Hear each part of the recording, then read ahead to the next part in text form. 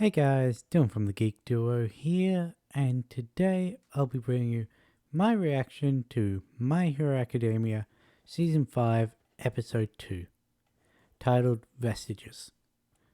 After their fight with the Nomu, Hawks and Endeavor return to daily life, and Izuku dreams of One for All. So this seems to be tying up the plot points from last season, with that end credits scene of Midoriya waking up after this dream, and also the conclusion to the Hawks versus Hood with Darby's arrival that we got at the end of last episode. And well, I like what this is going to be showing, mainly because of who appears in this who would have to appear in this episode. Anyway, let's get this reaction started in 3, 2, 1, go. There we go.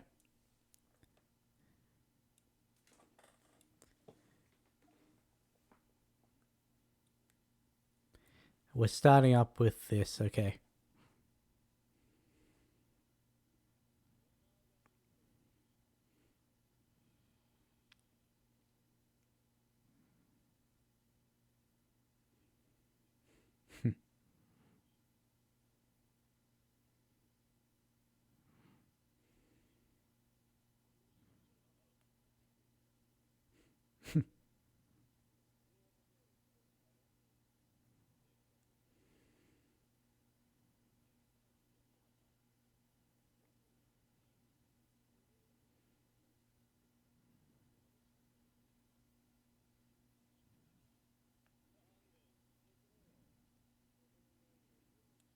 This is one of my favorite Darby moments.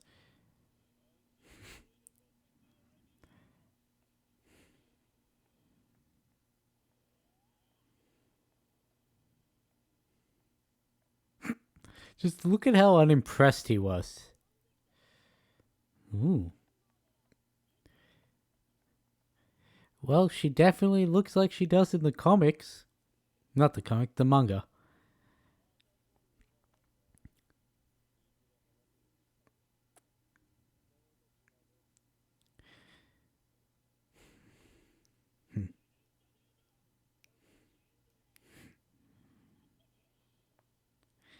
In fact, I think she may be slightly more buff. Yes, that was the same warp move used by All For One in Camino.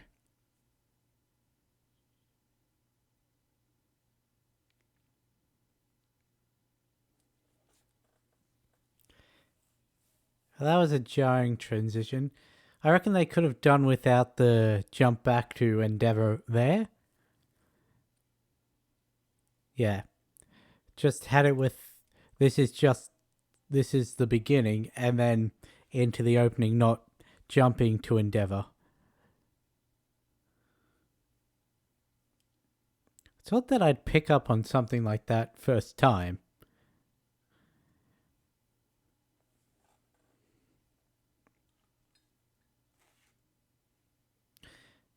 But then again, I have been editing more videos lately, so I've run into myself doing something similar where I cut something, and as I'm watching through the edited, I realize I'd actually cut it just after the first syllable of the next word. So it's just like, say, I'm saying my name, it would be Dylan, so it would be D and then cut to the next attempt. So I can understand why I'd pick something like that up. I'm just trying to say something during this opening.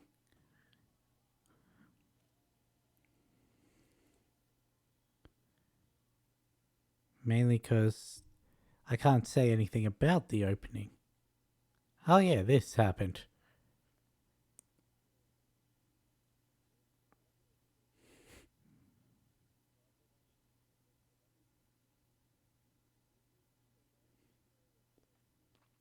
That's fair.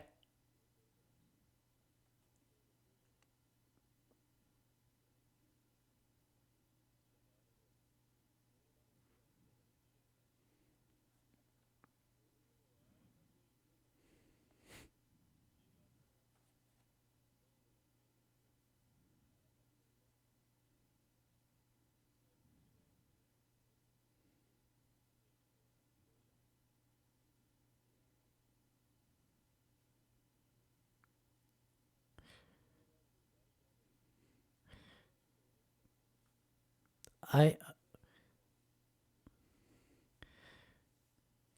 Hawks thought it was tomorrow. He was just meeting up with Endeavour, so it's not on Hawks that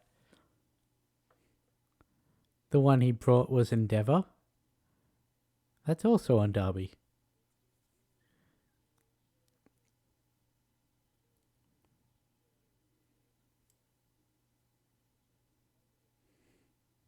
That's a good point.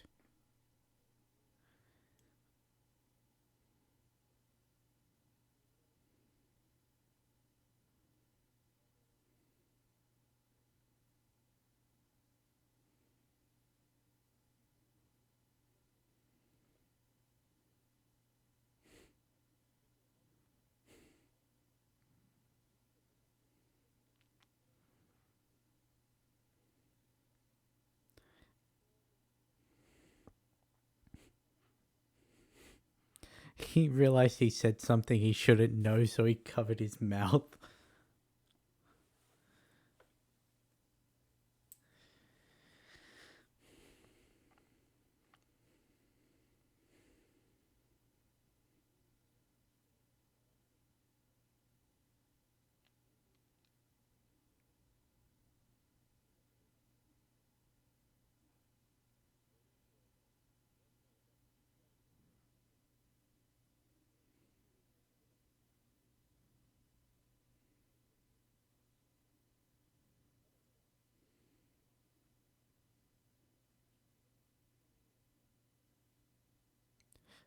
Just one massive feather hanging off.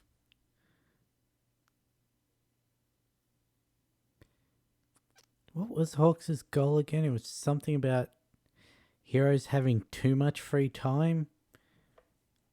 Like, that's his ideal world. Hmm.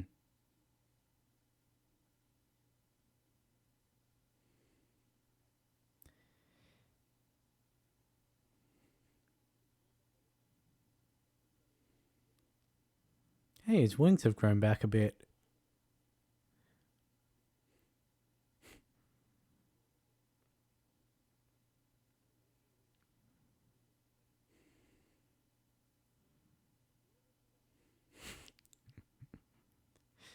I do like Hawks.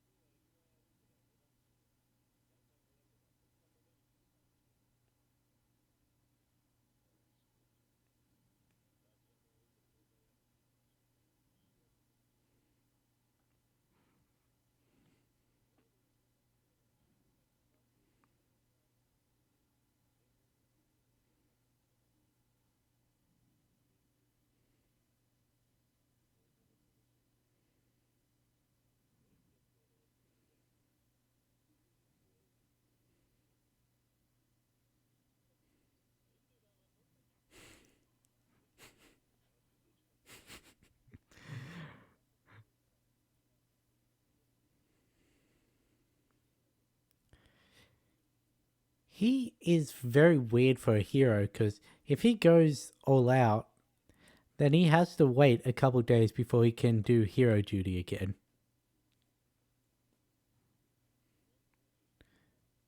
Because he needs his wings.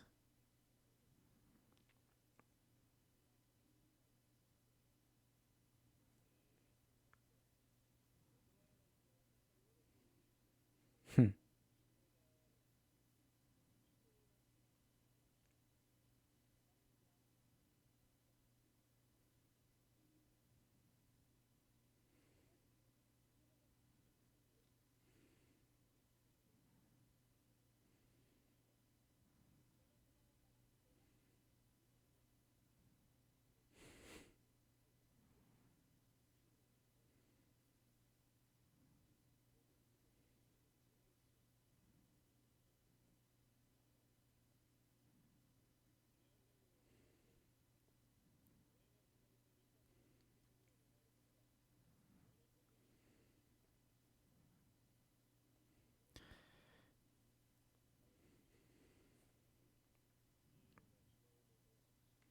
Ah, yeah, there it is. I was correct.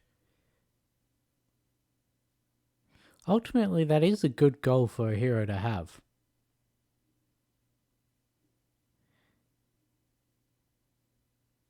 And I mean, it's not a self serving interest. He doesn't do it for money or anything, so he could technically fall under Stain's ideal of a true hero as well.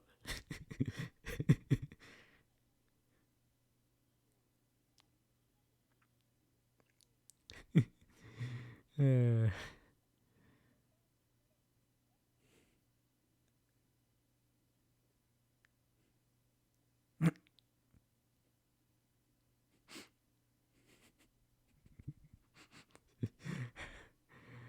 uh,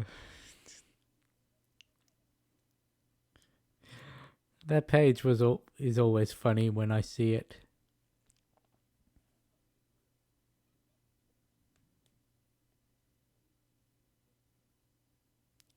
He is a very large man.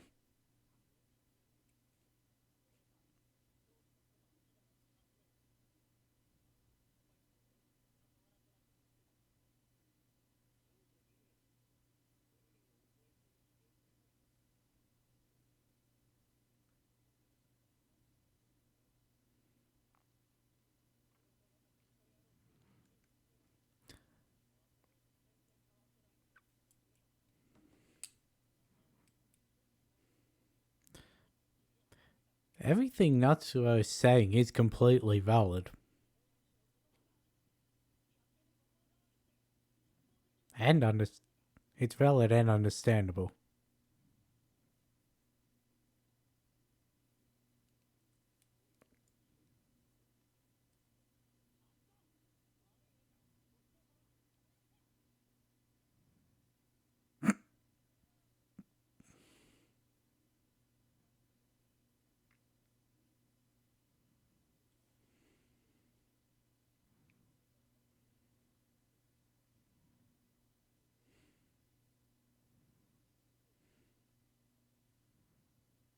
Stuff like that takes time.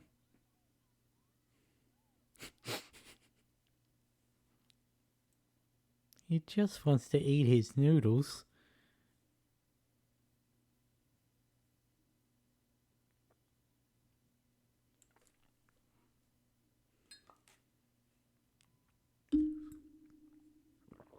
Sorry about that.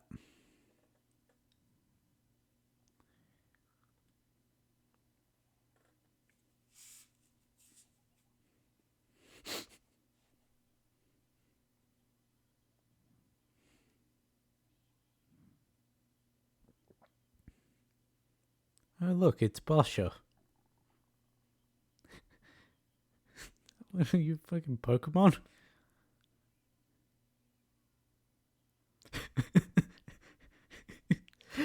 He's got fucking merch now.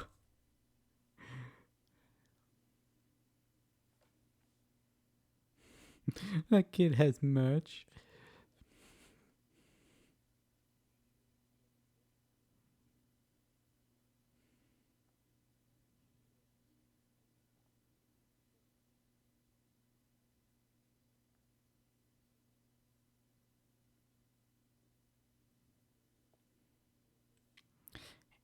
The hero endeavor may be a great, maybe awesome, but you.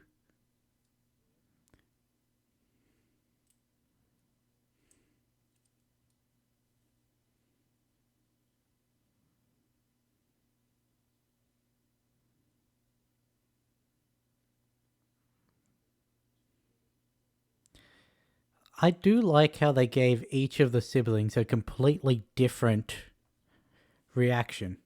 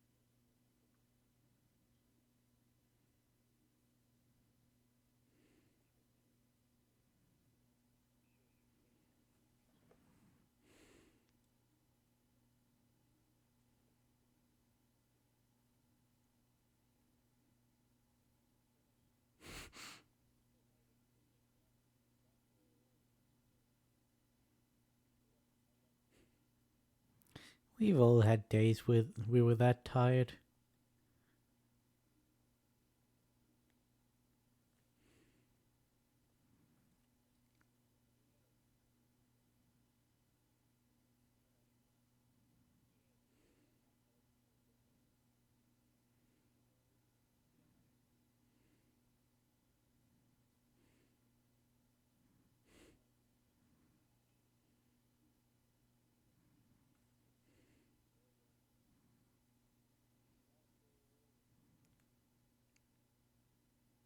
Hey, they gave Nana's arms more definition as well.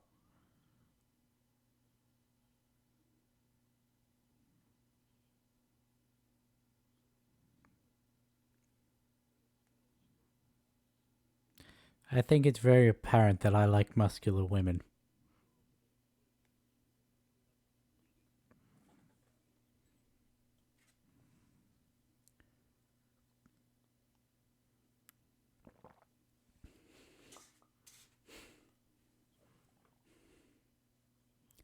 I'm sorry, what did they do to the fifth user's face? Just, hmm.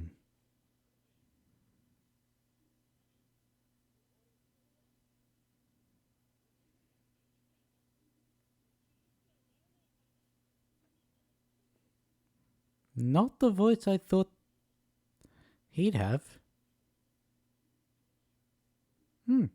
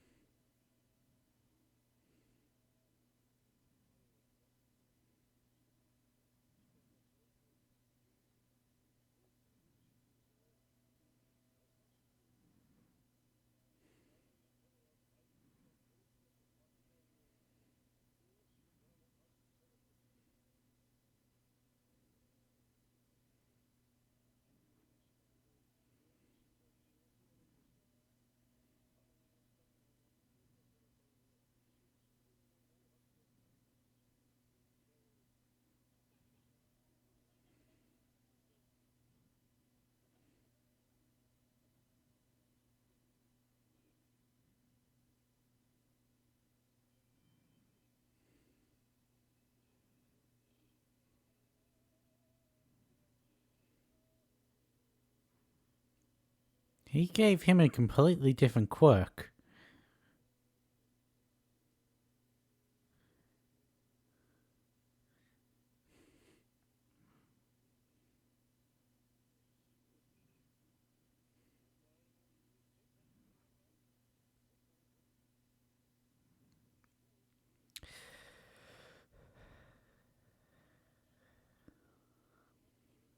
Equivocating.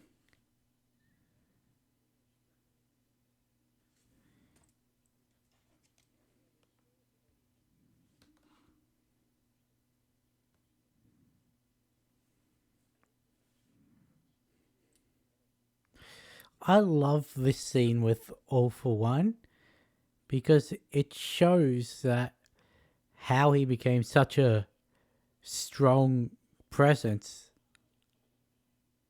how he gained such a following.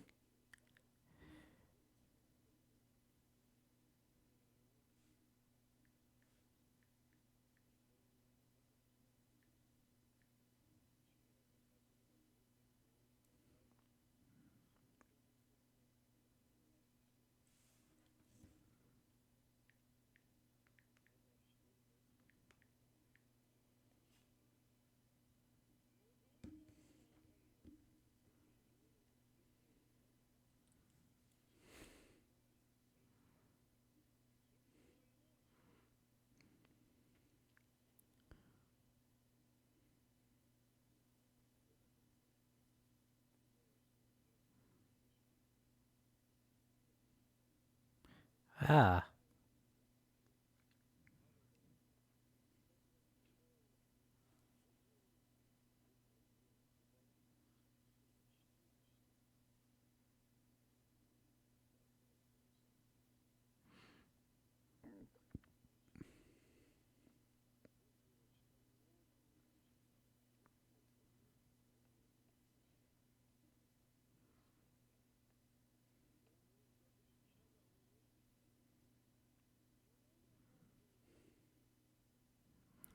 The power went to his head.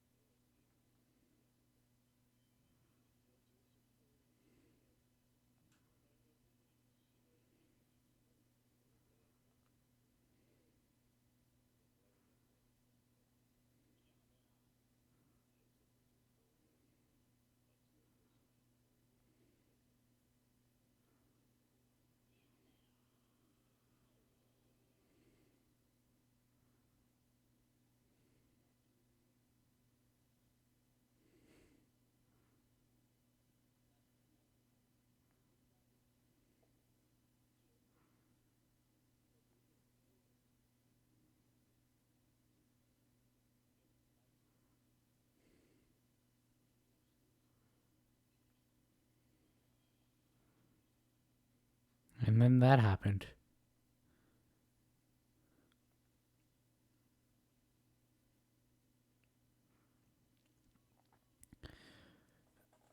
Okay, so there was a lot to unpack in that scene. And that's why I do these reactions, because this is so different to the tone that it seemed when I first read that chapter, with the confrontation between All for One and One for All. Because, yes, All for One was essentially equivocating, which is use ambitious language so as to conceal the truth and avoid committing oneself. So basically, you're talking up a big game to hide your true intentions. Yeah, technically that's what he did. He was doing something under the guise of helping those people to gain their loyalty for when he'd need them in the future. But that scene could also be interpreted as he started off as actually wanting to help people like that, and as he gained a following, as he got more, the power went to his head and he saw himself as a god or a demon lord. And I don't know if they're going to go that way, but that was the tone presented in that scene.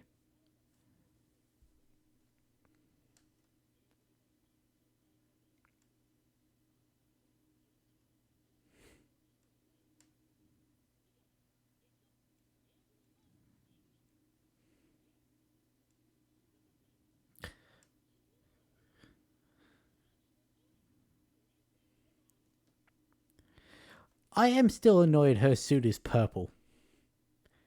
Which is funny because my favorite color is purple. But yes, what was I talking about before the preview? Yes. The tone of this episode. There are a lot of character moments that got fleshed out more, and when you're reading something, sure, you can grasp a general tone from the context of the situation, but until you actually hear the characters say it, you don't get the full effect of the scene. Plus, you get additional information from them having to stretch it out over the entire runtime of the episode. And, well, like what I mentioned with the three Todoroki siblings, Natsuo can't see his dad ever changing.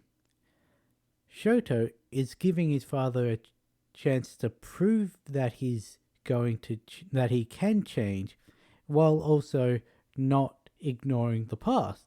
And Fuyumi just wants to move past everything and be a family again.